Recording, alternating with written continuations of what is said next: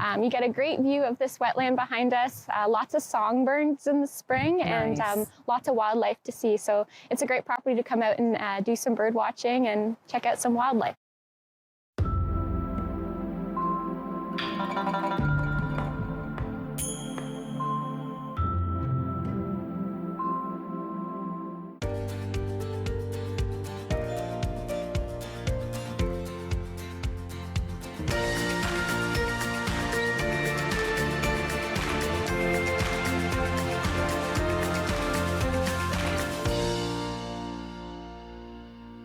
Welcome to Grey County Life at Home. I'm Rhonda Brown with the delightful Charles, and we have Miss Mary Jane. Good morning, Mary Jane. How are you today?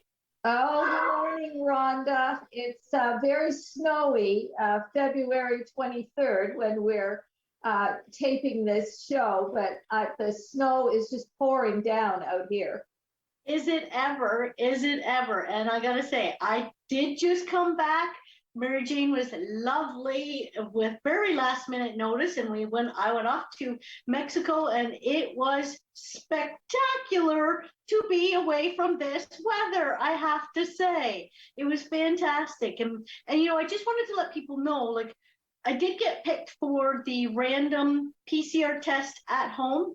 I understand that those requirements are going to be changing soon, and I definitely noticed that the numbers of people that are out there traveling, even Toronto Airport, was busier this time than it was back in January when I went away. And I think things are opening up, and lots of people are feeling a lot more safe about traveling and taking care. But it was fantastic. Well, which is wonderful, because we're all looking forward to getting back to some semblance of normalcy. But I think you're right that we still need to take care.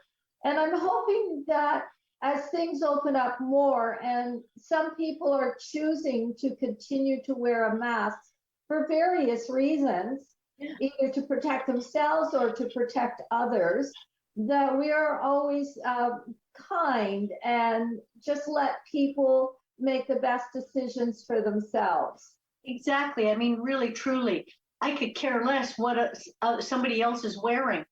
Totally. It's hard enough to decide what to wear for myself on top of a mask. So just leave it alone. But I wanted to also say that so Mr. Charles, I know lots of people have had pets at home, and they've been at home with their pets over the course of COVID. And the transition between us being at home with our pets and not being, it can be a little stressful. You need something for them to do. Well, this is something that a friend of mine, Shelley, created these and made these. And they're called a snuffle ball. And I looked at it and thought, well, what in the world? Why would he like that? But you take the little treats and you stick them really deep in there. And, they're sniffers to begin with. And he has just loved this little treat. So I'm gonna give the information. I'll make sure that you can have the contact information. She is on the Facebook Marketplace, and they're just adorable. They're soft and plush, but a lot of fun. So I just wanted to put a shout out there for a friend of mine that makes those things, because they've really given Charlie a lot of joy. Well, that's a good thing, because the transitions can be difficult from being at home to being back into an office or a workplace. So, but the other thing we should mention, Rhonda, is that we're both wearing pink shirts today.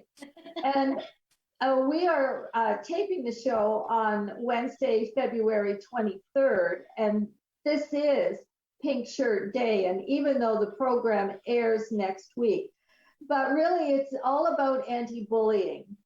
And anti-bullying is a year after year, day after day situation that really we need to be cognizant about. And to stop the bullying, wear a pink shirt. We will just want to build a more kind and inclusive environment for our children in the school systems, or people feeling safe in their work and community environments. Yeah, absolutely. And it really does just spill over to be kind. I mean, gee whiz, really. I mean, I understand lots of people, if you're having a bad day, but you can still be kind. Well, I know that sometimes the frustrations of all of this pandemic can kind of boil over. And sometimes, we lose our cool, but we really, I think if we keep that, let's be kind in the back of our minds, we will be more kind more often. Yeah, absolutely. Yeah. I agree. So, well, before we go to break, because I know our time is coming up, I just want to mention this one thing. It's the first annual Grey Bruce Limerick Festival, and it's celebrating silliness, local lore, and music. And it's at the Heartwood Hall. And of course, it's Thursday, March the 17th, which is St. Patrick's Day. Hello. That would be my birthday. I think we're really, really ready for a lot of silliness. And St. Patrick's Day is the perfect day to pull that all together. So if you're interested, get in touch with Heartwood Hall, because you do have to make reservations, and there's still some COVID guidelines around with folks gathering. Yeah. Oh, that sounds like a big blast. I would think that as long as things are open, it should be a pretty big year for get-togethers and safe spaces. It will be a great evening out, I'm sure. What a beautiful venue that is. Oh, yeah. Yeah. For sure. Yeah, it is. It's gorgeous. I hope that we get some more of that in Owen Sound. That would be really nice. So just places to meet. Well, I think we're really looking forward to that. The other thing too is the Georgian Bay Center for the Arts is offering a lot of workshops in a lot of different creative areas. So now that the workshops are ramping up, check out the Georgian Bay Center for the Arts, because there might be something inspiring that you'd like to try. Yeah. Those classes, I've done a few of them. And even if you're not very good at it, it's a great way to just kind of get your feet wet, try something, see what you think of it. You may find something that really inspires you and that gives you joy. And I find anything like that, whether it's art or music, it's a way to decompress your mind and not think about any of the other stuff going on. So it's definitely worth trying. So we're going to be back after these messages with more Grey County Life, and we're going to have Rachel with us after these messages, then Shirley. Stay tuned.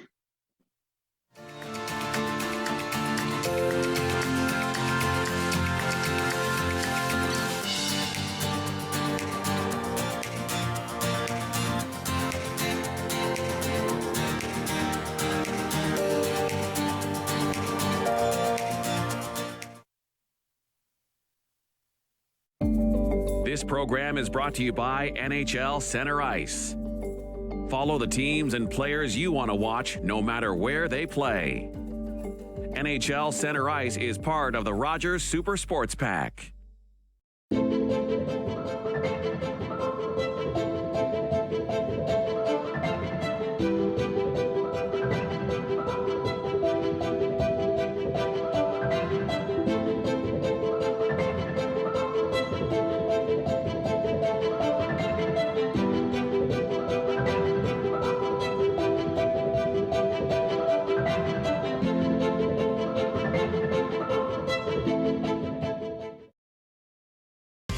I'm Wendell Clark with a word about winning. We all know it takes a team effort in any sport and with any challenge. You can be a part of the winning team that shuts out impaired driving. Whether you're out on the town or just hanging out with friends, drink responsibly. Always have a plan for a safe ride home for yourself, your family, and your friends. You'll be helping to shut out impaired driving. Visit ArriveAlive.org to find out more. Arrive Alive. Drive sober. Hi, I'm David Shearman, host of Politically Speaking. Join me for my next show, where my guest will be Alex Ruff, MP for Bruce Grey Owen Sound. Politically Speaking on Rogers TV.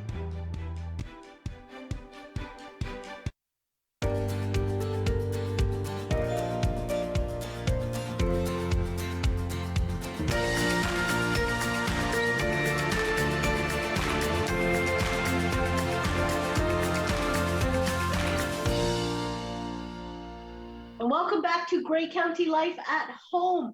We have with us Rachel Taylor, and Rachel comes to us from the Home and Community Support Services. And I have been doing volunteering with these guys for, I think, at least 5 years now. I think I just got my notice from the library, which was really cool. I do Library to Go, which is, you know, you'd be surprised what kind of connections you make, Rachel, with the people that you serve. And maybe you can let us know a little bit more about your role at Home and Community Support Services. Welcome to the show. Thanks for having me. So maybe what I'll do is just start off by telling you a little bit about who we are, what we do, since there's some people who may not be familiar. So Home and Community Support Services Grey Bruce covers all of Grey Bruce, and we have 6 sort of main programs and services that we offer. And so those include transportation, which is helping folks who are having difficulty finding rides, to, you know, making use of existing transportation options. So that can be getting to hospital appointments, it can be getting to your doctor's appointments, going out shopping, going for a social visit for those folks that are tired of being stuck at home. So our transportation services are available for that, both short here in the community and long distance for certain medical appointments. So folks that need cancer treatments or need to go to London, say for dialysis and things like that. So we do those transportation programs. Second to that, our most popular program would be our hot and frozen Meals on Wheels. So we're the local Meals on crew, and all of the meals that we deliver are now prepared locally, which is really exciting. So our hot meals come from different local restaurants, depending on where you are. And then our frozen meals are prepared locally here and then delivered to folks that maybe are struggling to prepare nutritious meals for themselves on a regular basis. And so that program can be a long-term or a short-term thing. If somebody's just aging and maybe needs a little assistance, or it could be a family that just had a new baby. And so that extra little bit of help might help them out. We've got housekeeping services for folks that are still living in their homes and just need a little extra help with the general household upkeep, that sort of thing, so that they can stay living at home. And then we have 2 respite programs. One is the Adult Day program, which happens in 6 different locations across Grey Bruce. So there's always bound to be one near you. And so that gives caregivers a chance to send their loved ones to a fun program for the day and give themselves a little bit of a break. And so it gives socialization and recreation for the folks that are going to the program, a healthy, delicious meal while they're there as well, and it gives their caregiver a bit of respite, which is definitely most needed for those folks that are helping with 24-hour care. Absolutely. And so then the other piece of program is there's also overnight respite available on the weekends. Again, giving those caregivers who need a more concentrated, like say 24 to 72 hour, solid break to give them a reboot. And so that happens alternating between Hanover and Owen Sound each weekend. And then our final program, we do a lot of stuff, is our friendly visiting program. So right now, that's happening all over the phone with regular scheduled phone call visits to folks who may be just feeling a little bit isolated, need a little socialization. But ideally, eventually, we will return to in-person visits for those as well. And most of the time, those in-person visits would happen in the client's home, but they can also include like going out to maybe a lunch or an event or something like that to help get folks out of the house. So that's all the things we do. It's a lot of different things that all fit under our umbrella. Yeah. It is a lot, and it requires all of these things are run with local people, volunteers who put their time out there. Absolutely. And you've got an event coming up, a few events actually, which sound really interesting. Yeah, so our team of volunteers, we have a huge team of a couple hundred volunteers. We refer to them now as the Neighbor Network, the idea of neighbors helping other neighbors, people in their community. And so we need to recruit new volunteers. Much like a lot of other organizations, we saw the number of our volunteers deplete over the course of the pandemic. And so now we're looking to reboot that and to recruit some new help. The transportation program, the friendly visiting, and the Meals on Wheels are the three we're really focusing on for that. And so we're doing 3 virtual lunch and learns throughout the month of March, where people can come on. You can sign up for free on our website, come on the lunch and learn. You'll get a little packet in the mail once you've registered with some information and your lunch vouchers. And you can learn more about the programs. You can learn about how you can get involved as a volunteer, either with giving folks rides to appointments, making those friendly visiting calls, or delivering those hot or frozen meals to people in your community that need that extra support. What is a great idea, actually, to have a lunch and learn, and then you get to find out about your organization and all the services that you provide. And then as a potential volunteer, you get to decide what areas that you are most interested in and what gifts that you could give as a volunteer. Absolutely. And, it's a situation sometimes too, depending on the person, where some of our volunteers are also clients in certain programs, and they help, they get benefit from the supports that we offer in one area, and then they can help out in another area as well. And so it's a really great way for people in the community to first of all, to work together and take care of each other. Yeah, absolutely. And I like the idea of, you can volunteer as much time as you like, but it can be as little as an hour a month. Yeah. That once a month. Like, I know for me with Meals on Wheels, I do a Tuesday and a Thursday each month. And if I can do more, like as you said, during the pandemic, I think lots of people were maybe less comfortable. They were a little nervous about it. Maybe they weren't feeling that confident about being out in the community. So you can pick up more opportunity to volunteer if you like. But what I want to tell people too is make sure that on days where I felt awful, not in a good frame of mind, and just feeling kind of blah, especially during the pandemic, you go out there and the simple act of handing somebody their lunch and just saying, hey, have a great day. I hope you're well, hope all is well. I would find myself literally walking back to my van, smiling and thinking about these people who you do develop a bit of a kinship with, because you're helping them, and they are so appreciative of that. And boy, it lifts my spirits every time I do that kind of volunteer work. So I can't recommend it enough. And it can be such a small amount of your own time. Absolutely. Yeah. It can be as much as little as you want. As you mentioned, everybody's sort of comfort level in places right now. And so some folks may be okay with offering transportation and having somebody in their vehicle. If that's, feels like too close for comfort for you, then Meals on Wheels gives you that bit more distance. And if that still feels too much to be at somebody's door, then friendly visiting over the phone might be the perfect solution for you, where you don't have to have that face-to-face contact, but you're really still helping contribute.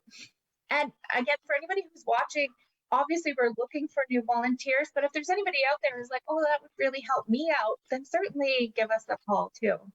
Yeah, absolutely. I would think that during the pandemic, those friendly calls were doing more than just that social. It was also almost a wellness check as well, in terms of we have a set time where we sit and chat. And if the phone is not being answered, then, it could be a bit of a red flag to say the person I'm calling may need some help. Absolutely. And even the delivery of the Meals on Wheels, those sort of function as a bit of a wellness check as well. You get a quick face-to-face with that person, and you can kind of if the volunteers can sense that there's something a little off, or maybe they seem like they're struggling a little bit, they can revert that back to us, and we can, do some further questioning there just to check in on that person and make sure that they're okay. So with all of the programs that we offer, our goal is always to try to help support people stay living in their homes as long as possible, since we know that's where the majority of people would prefer to be. Mm-hmm. Absolutely. Well, I think your motto here, I wrote it down from your website, keeping you in your home longer. We help maintain independence and enhance the quality of life. So that's kind of your mission or your motto that you follow, and it just sounds like Home and Community Support Services is doing a fantastic job with all the obstacles that we've had over a couple of years. Yeah, it's a wonderful organization for sure. And, we've got thousands of clients over both communities. Some of our biggest successes are because we reach all of Grey Bruce. There are some folks that are really quite rural, and so we really work hard to try to make sure that no matter where you are in the community, that you can get services. And so if you're somebody who lives in a very rural place, and that's important to you, I really urge you to consider volunteering, because that's how you're doing it in that really rural place right now for somebody else. That's going to hopefully pay it forward so that there's somebody there to do that for you when you want to stay in your home as you're aging. So, yeah. One other thing I just want to mention real quick.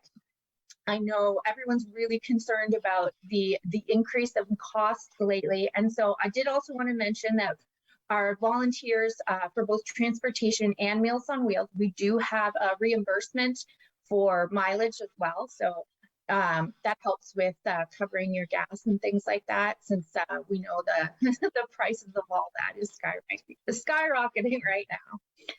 And some of our volunteers are extra generous, and they choose to donate that back to us, which is really appreciated, but it's definitely not mandatory. So if you're worried about finances being a barrier to volunteering, certainly don't let that get in your way. Yeah, Mm-hmm. I was wondering, so would it be a family doctor that would refer somebody to these services, or if I had an elderly parent and I thought, you know what, Mom, this would be a good idea, maybe this would be a little bit helpful, can I set that up as a private citizen? How do you get it started? So there's you can call our phone number, which I can give you, is 519-372-2091 for anybody, or you can just go to our website to find it.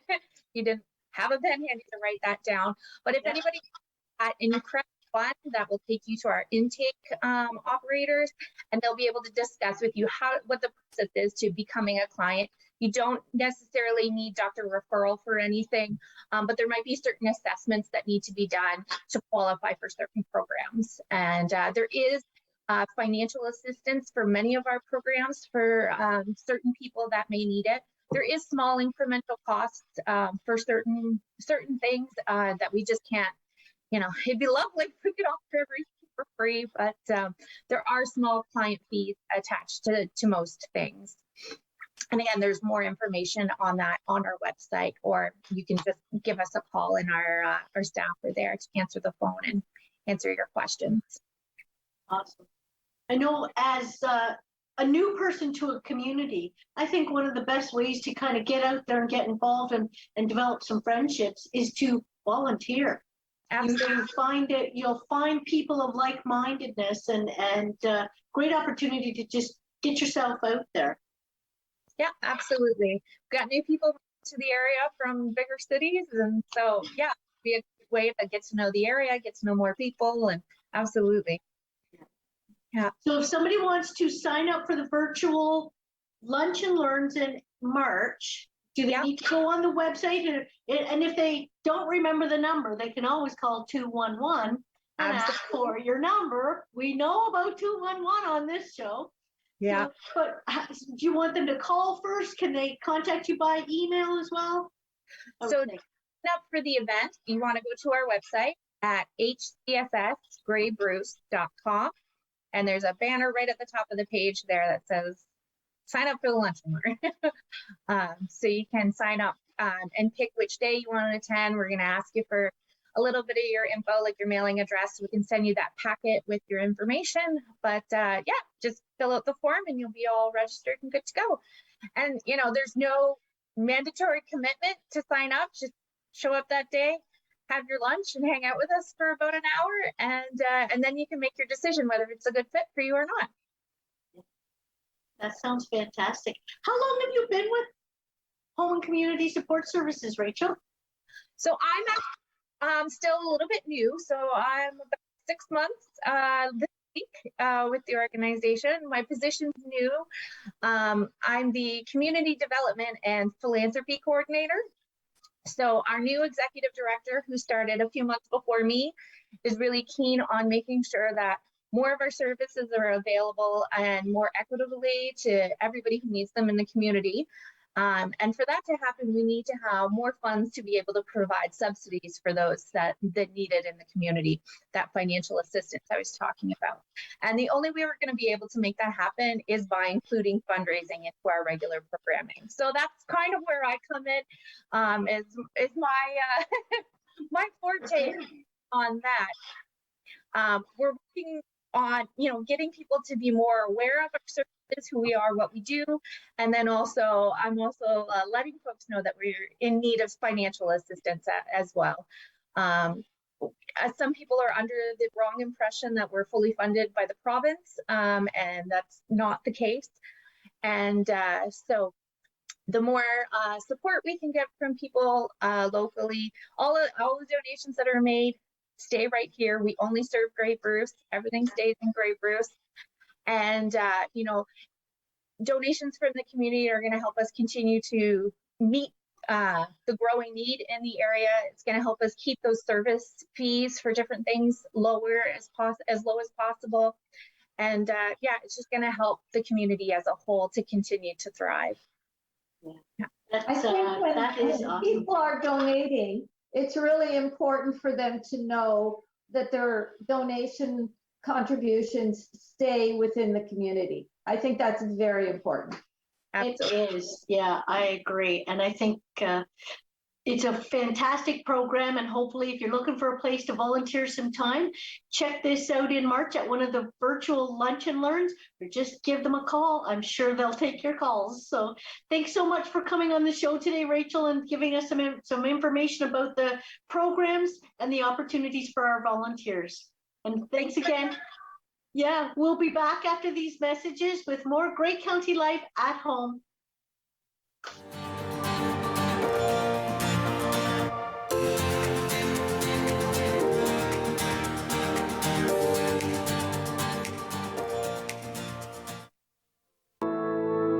My Uncle Cheney was one of over 150,000 Indigenous children that were taken to residential schools between the 1800s and 1996. My uncle ran away from school, wanting to get home to his mom and dad, and sadly he didn't make it and died of exposure. When Gord Downey found out about my late Uncle Cheney's story, he wrote Secret Path, a series of poems that became an album, then a graphic novel, a documentary, and a concert. Gord met my family, and together we formed the Gord Downey and Cheney Winjack Fund. Together, we are sharing Secret Path and other reconciliation resources with legacy schools, setting up legacy spaces across Canada, and hosting events like Secret Path Week to inspire all Canadians to engage in reconciliation. Before he left us, Gord asked us all to do something. You're gonna figure it out. Will you join us? Together, we can make Canada a better place. What kind of show do you want to see on Rogers TV? What interests you? Log on to rogerstv.com, fill out a show proposal, and tell us about your segment idea. We want to know what you want to see. Rogers TV, only on Rogers. Hello everyone, your host Antoine Hashim here on the couch, and welcome to season 8. Yay! 8 seasons, and we got a lot of awesome guests coming up, so keep watching.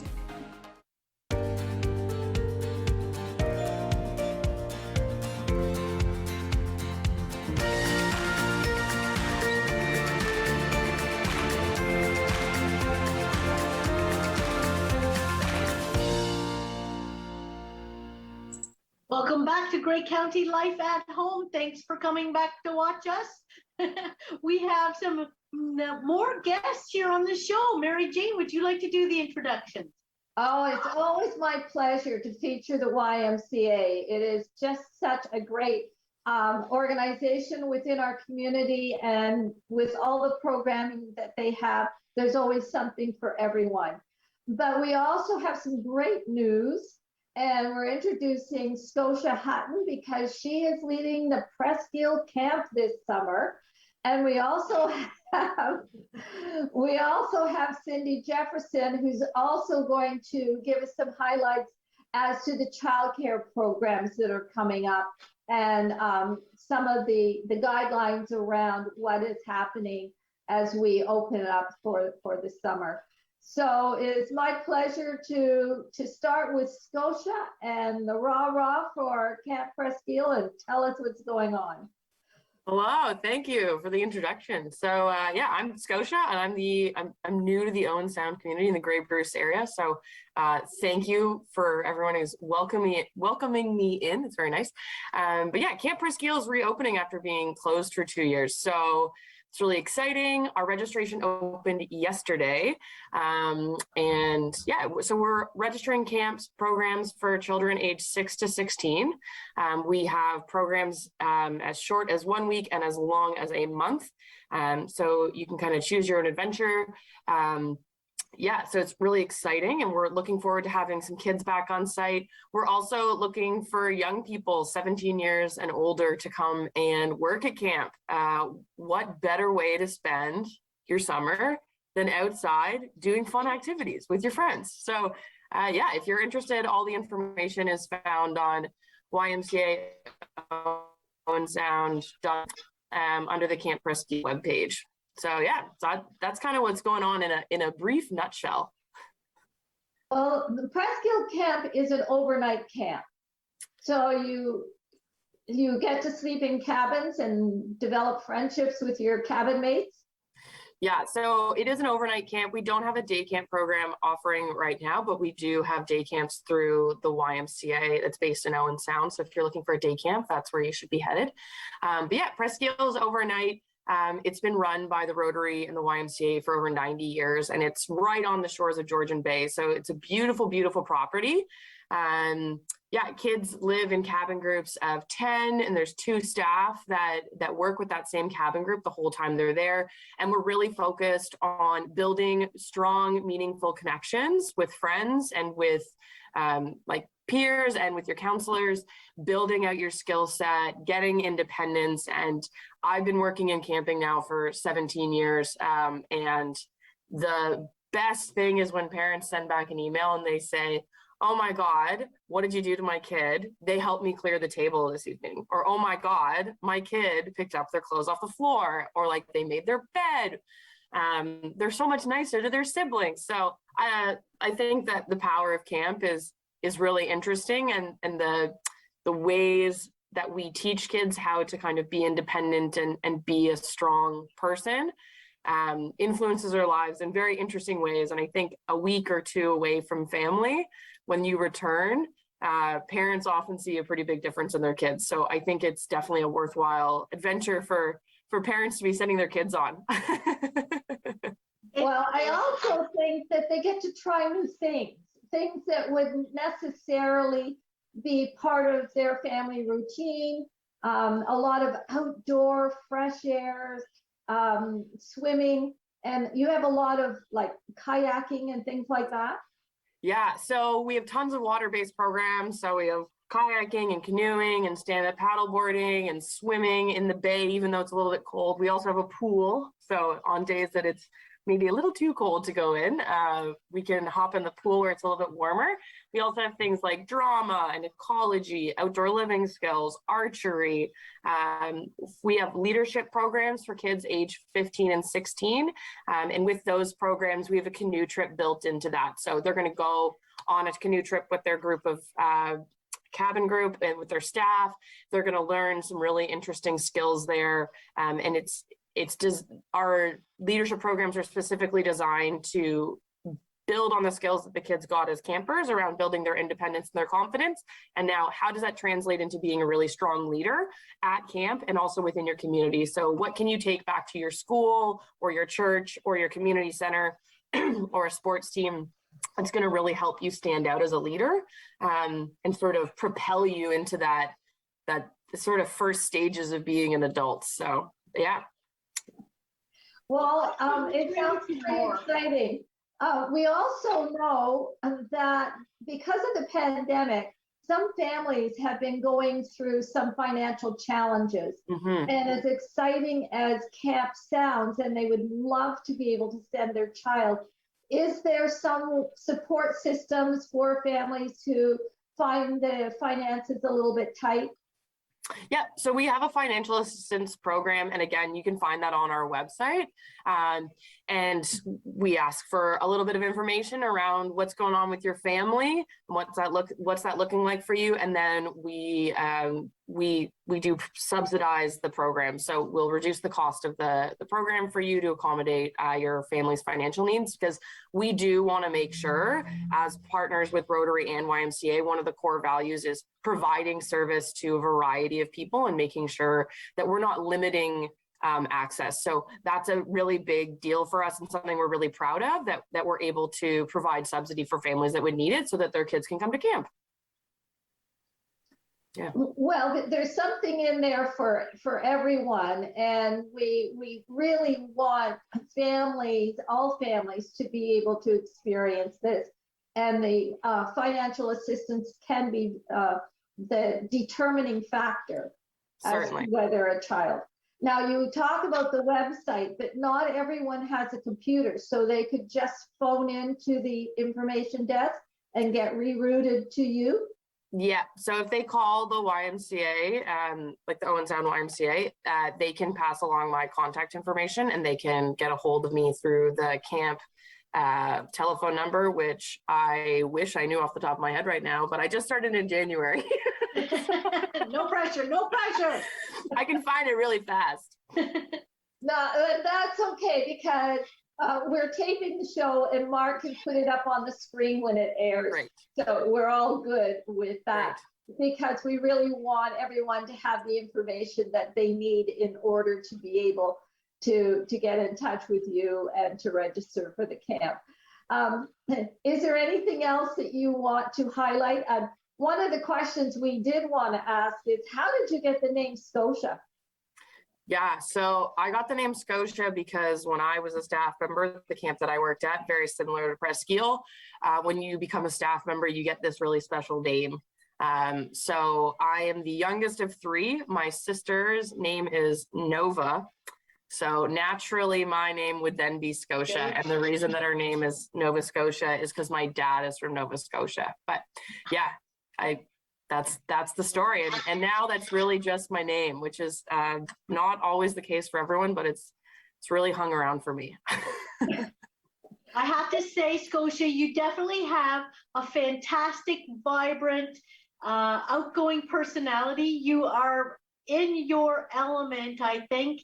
And my own personal experience with having a kid that went off to camp, you're exactly right. Those stories and connections are invaluable. And I think it helps teach our kids some resiliency of being away from home and how to have relationships with people outside your family unit and getting along with people. I think it's a great opportunity, and I think you're doing a great job.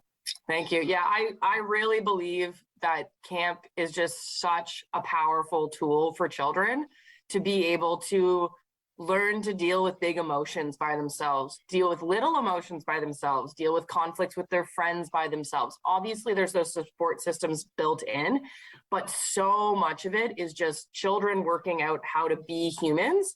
And I think that's such an incredible gift that parents can give to their children, giving them opportunity to grow as people. And camp is just such a safe environment for them to do that, because all of our staff are there to help facilitate that same great experience they had as campers. And that's the sort of the through line for all of them. they always want to give back the experience that they got as kids. So yeah, again, if you're interested in camp, the website is ymcaowensound.on.ca, and you'll find us under camps, and it'll be Camp Presquile, and there's information about registration and financial assistance and all of our programs there.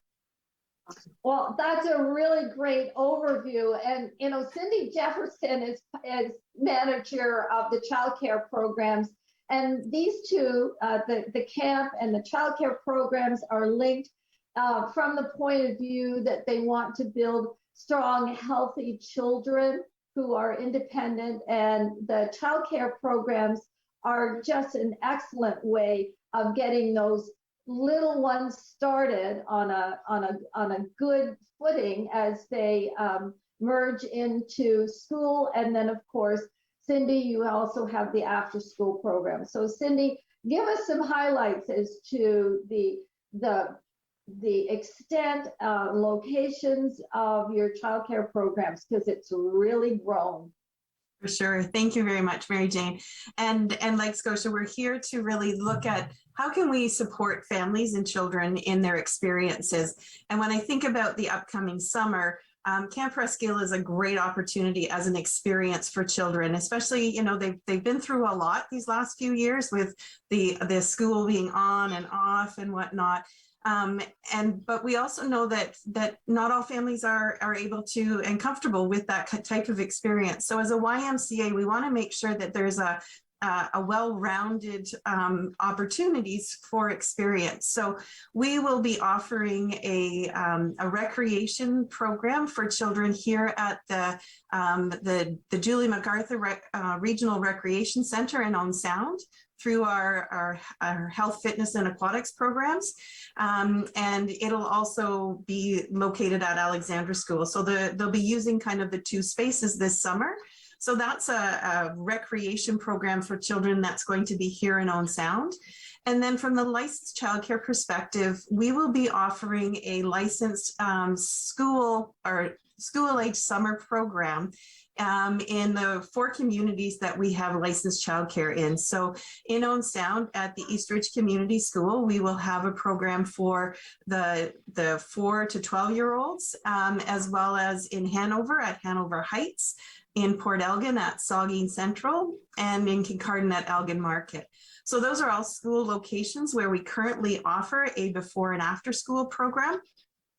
And we're just extending that into the summer, so it's full day programs for those children in those communities, if that's the kind of experience their families want. So we really want to make sure that the children have great opportunities to experience different things throughout the summer. And again, at the Y, we believe that we can offer a lot of that in their local communities, but also in a community like at Camp Presquile. So lots of great opportunities for children and families. Subsidy for these programs is through the counties. So families can reach out to the county and apply to see if they would qualify for fee subsidy into any of these programs. So it's just really making sure that we are looking at all of the needs of our community and making sure that we're supporting children and families. Well, you also have the daycare facilities as well.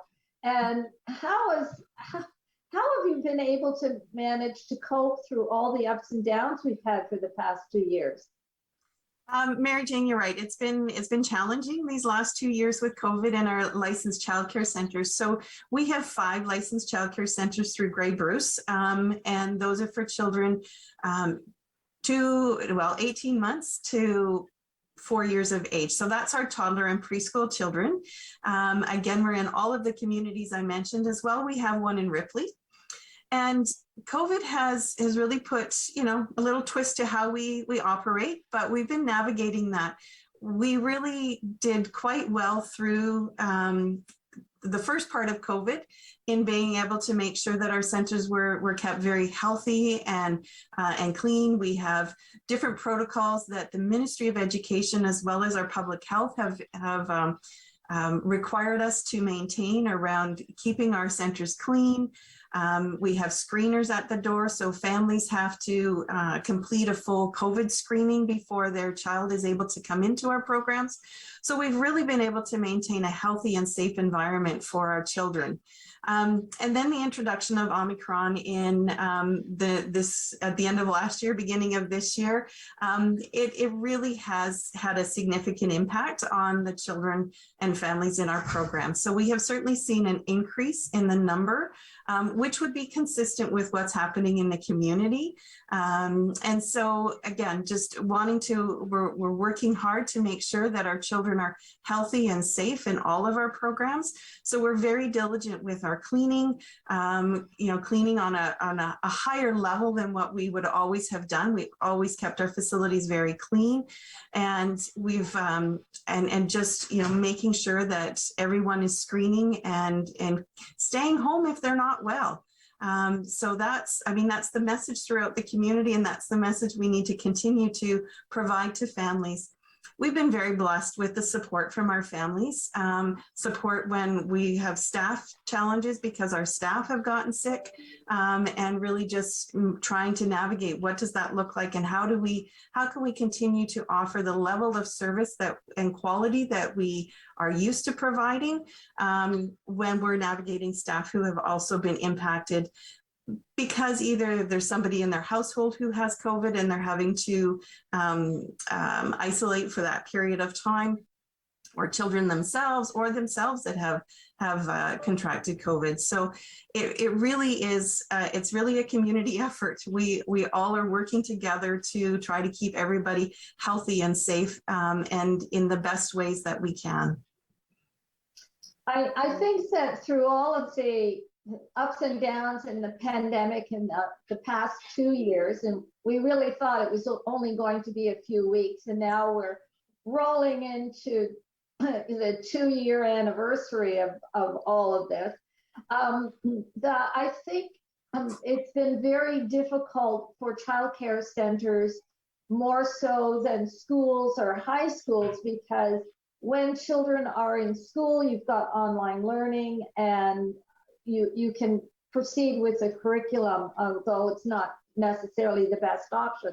But with preschool and daycares, I think, it's more of a challenge for these little ones to sort of understand what's happening.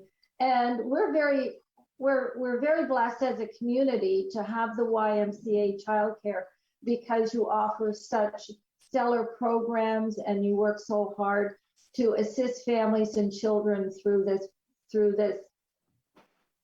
period of time that we're all looking forward to ending and getting back to real life. But I do think it's, sort of the hardest on the little ones. One of the things I think YMCA Childcare has been able to provide is that level of consistency for those young ones, because we have not stopped providing quality licensed childcare through the whole pandemic. So you talk about schools being off and on. Childcare has been on this whole time. And I think that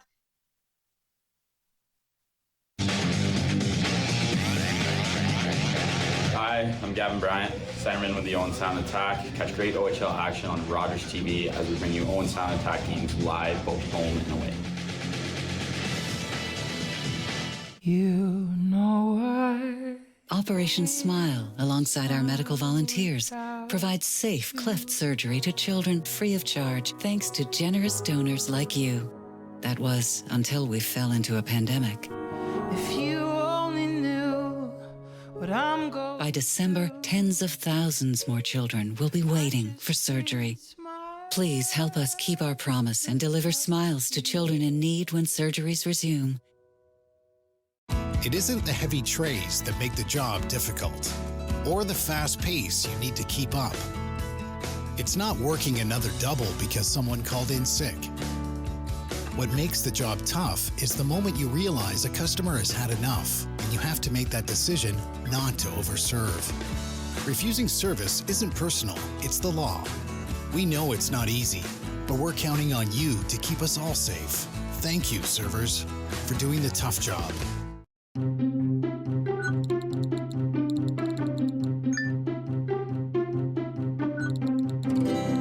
And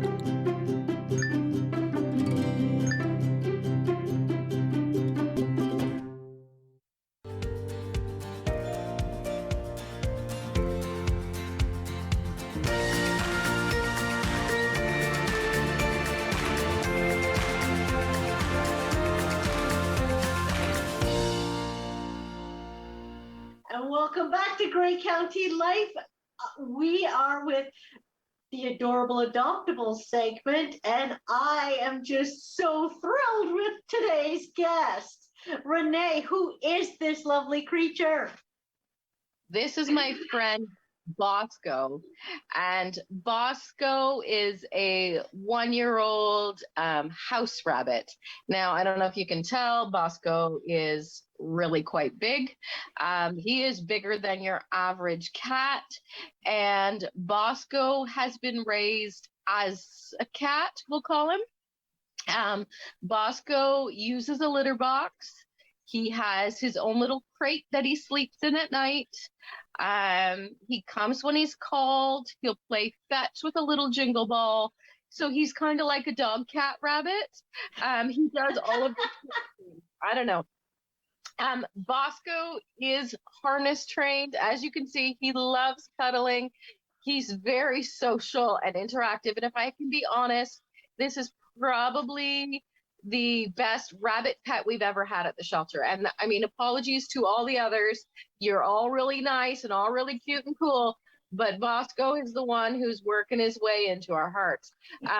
When we come to the shelter in the morning, obviously Bosco has been contained in a cage at night because he's at the animal shelter.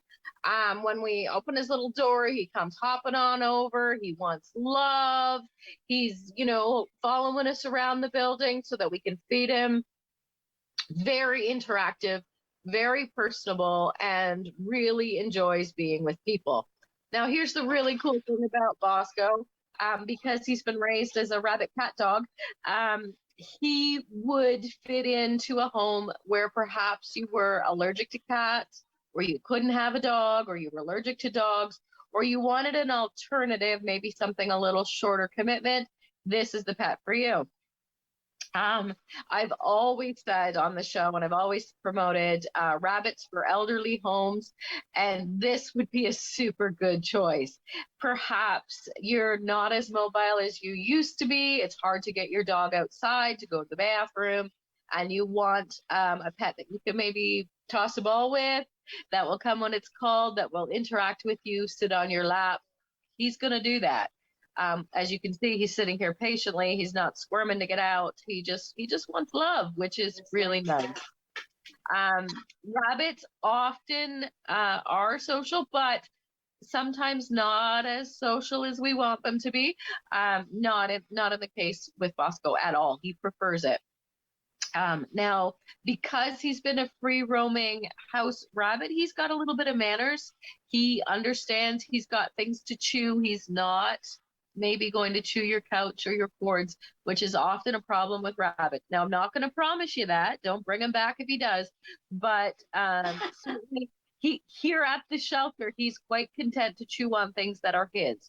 And we really appreciate that about him. Again, 1 year of age, so the life expectancies of a rabbit is about 8 to 10. So you're looking at about a 7 or 8 years more with this guy if all goes well. Which is a little shorter than a cat. Again, another advantage if you don't maybe know what you're doing in the next 15 years, which a lot of us don't. It is sometimes easier, I should mention, to rent if you are a renter or somebody who's in between homes right now with a pocket pet, which although this fella is not going to fit in your pocket, we're still pretty big pockets, Renee. He needs a backpack, but I mean, if you don't tell your landlord that, you might be all right, because he is in theory in that category of pet, right? You're a really big pocket dog. Yeah, really big. Very, very compatible with dogs and cats. In saying that, he was in his previous home with a cat, and they got along quite well. He has met a small dog here at the shelter who we also have wandering around. She's in some therapy and they're best of buddies. But I always say proceed with caution when you have other pets at home and you want to bring a bunny into the house. Let's remember that in the original state, rabbits were food for dogs and cats. So it's something that we need to definitely keep in mind. Now, I have to say that he's got a huge advantage, pardon the pun. He's going, because of his size, he is quite capable of leaping out of danger. He's quite capable of running quickly away from something, and he's got some pretty big legs to fight back. So, I mean, not that I want that to happen.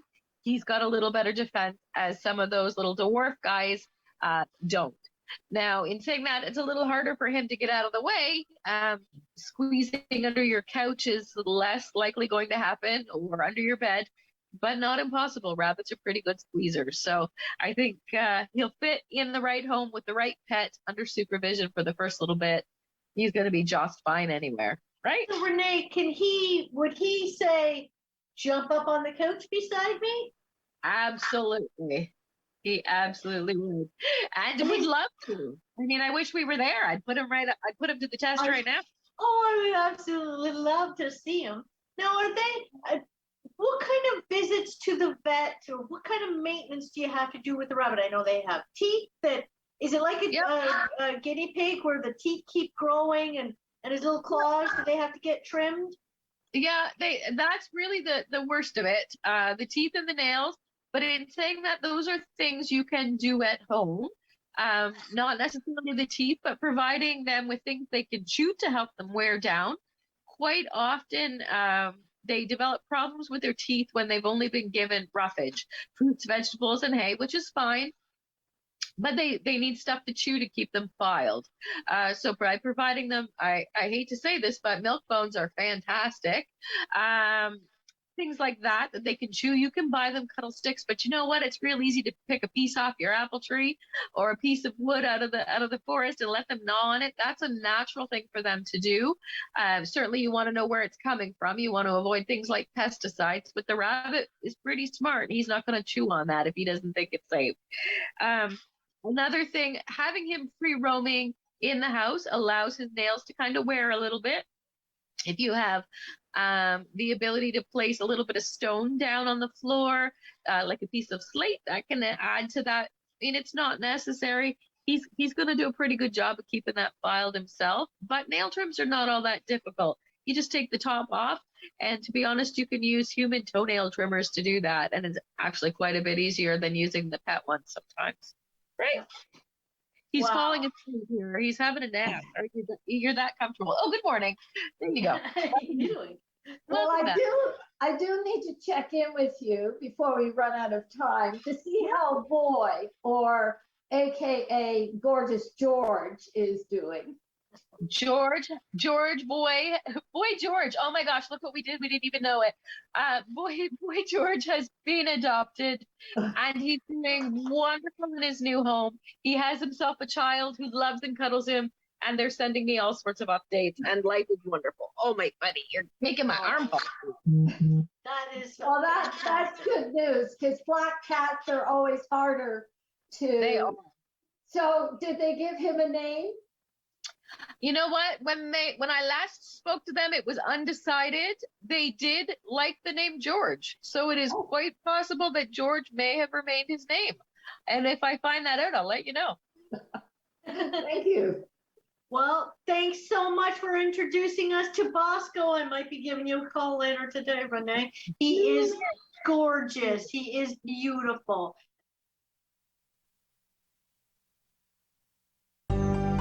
Call the Rogers TV viewer response line, email us, or connect with us on social media.